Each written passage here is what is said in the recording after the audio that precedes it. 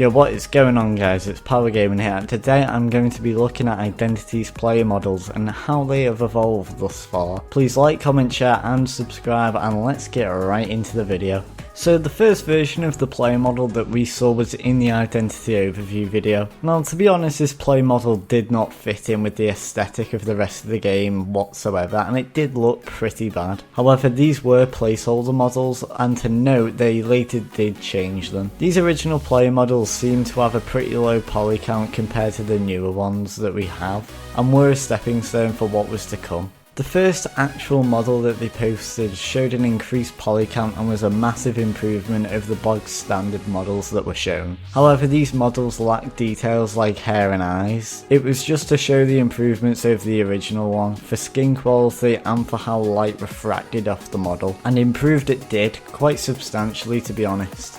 A little bit later we got our first look at the female sculpt. This had no colour, and again it was just to show the differences between the male and female model. For a first, it's a lot smaller than the male one, and it has all of the features that set women apart from men. You know, the obvious things.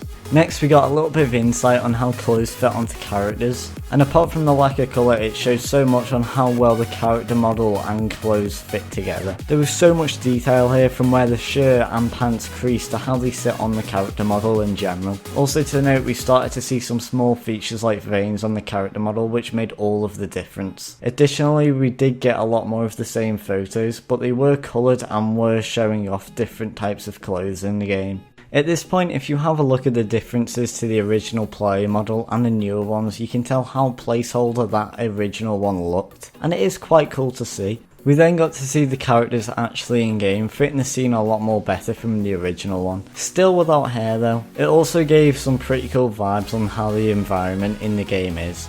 Then finally we got to see one of the female hairstyles that will be in the game. This, in my opinion, is some of the best hair I've ever seen in a game. And yes, that does sound pretty stupid to be hyped over hair in a video game, but it does make all of the difference to how people will feel in the game. And it is very important because you want everyone that you meet to be special, because it is a game that is based around the people, and it is about you creating a character that symbolises who you are and who you stand for. Not only that, but they are adding VR support, and seeing cartoon versions of people standing next to you in VR is incredibly surreal, but because they are going for realism, that would be pretty insane to see.